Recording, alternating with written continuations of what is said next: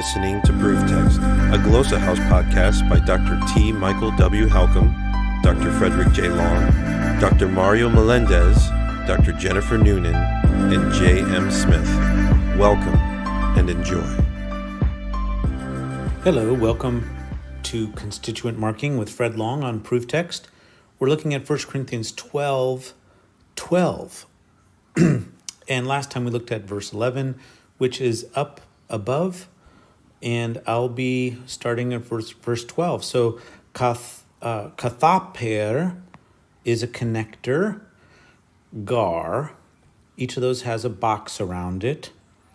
And then you have to soma hen estin ke mele pola echi.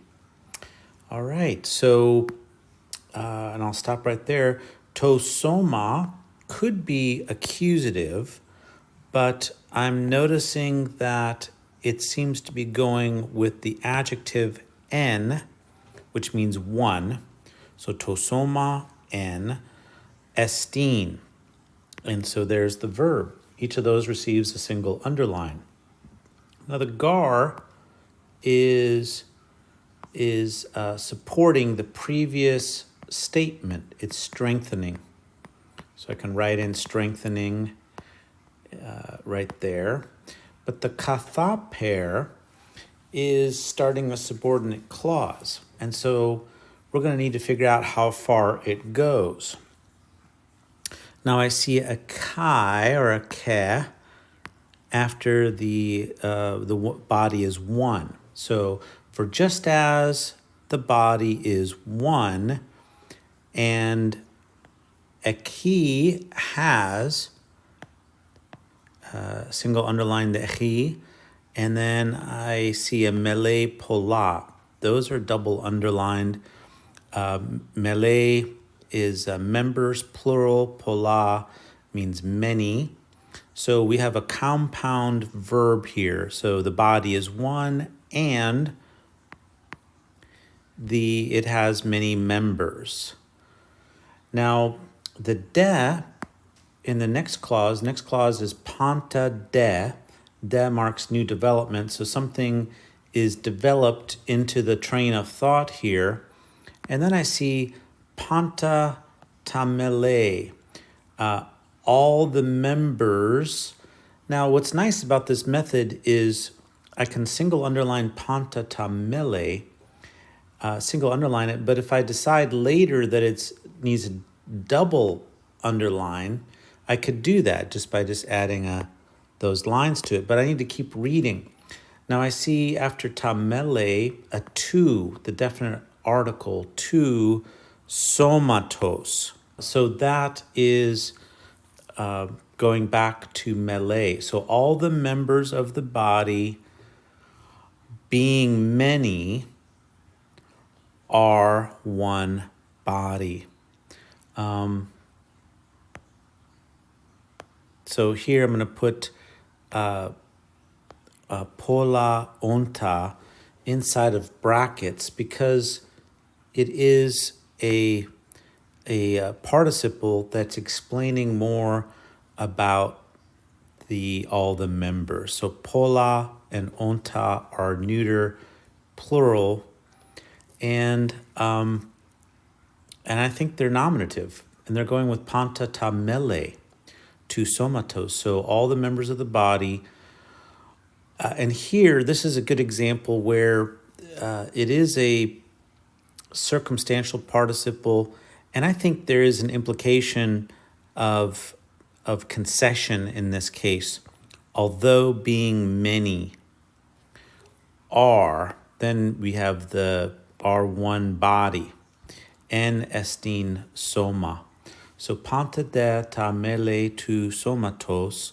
So moreover, all the members of the body, although being many, pola unta, subordinate clause, en estin soma, are one body. So this is a third singular verb, but it can go with the third plural subject or a plural subject because that subject is neuter, panta ta mele.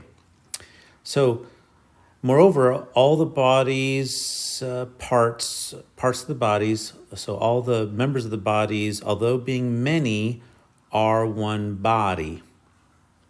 So this is really a subordinate clause, all of this, going back to kathaper. Kathaper.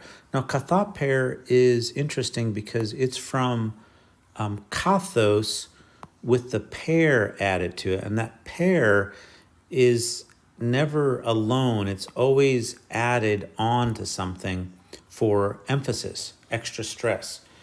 And so here there is what I would call a correlative emphasis, because this kathaper is working with the utos, which is the last clause.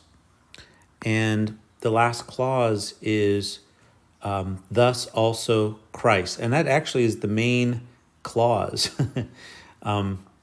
So there's an implied verb of being, esteem, there is implied. It's not present, but we can supply it there. So Christ is, what is Christ? One body. For just as the body is one with many members, thus also it is with Christ. Namely, Christ is one body, but then also has many members. So this is a complex subordinate clause here, because it introduces this idea of one body with many members, and then adds on this de panta de ta mele to somatos. That's added on as an additional idea. And all these members, although many, are one body. Okay, so all of that is fronted in this kathaper clause, which is stressed.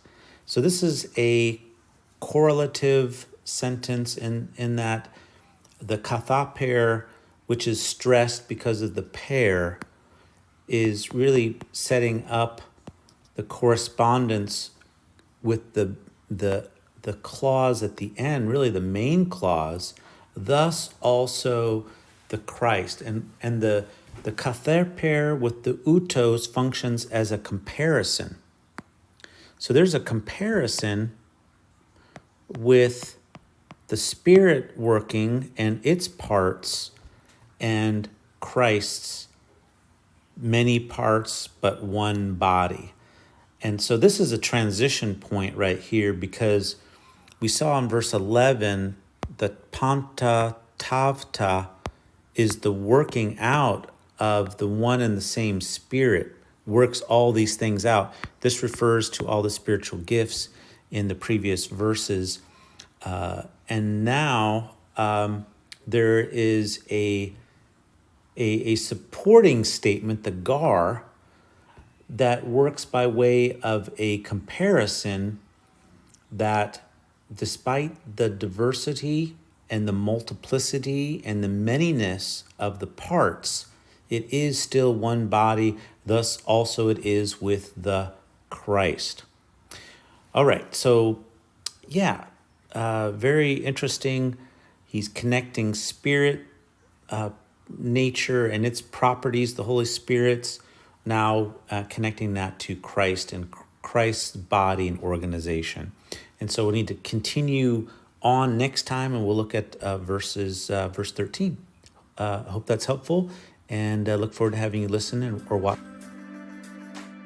Interested in growing your ancient language skills but not sure where to start? Glossa House can help. From illustrated readers and short stories to lexicons and grammars, Glossa House offers a variety of resources for beginning, intermediate, and experienced ancient language learners. Head to glossahouse.com today. Glossa House, language resources for the global community.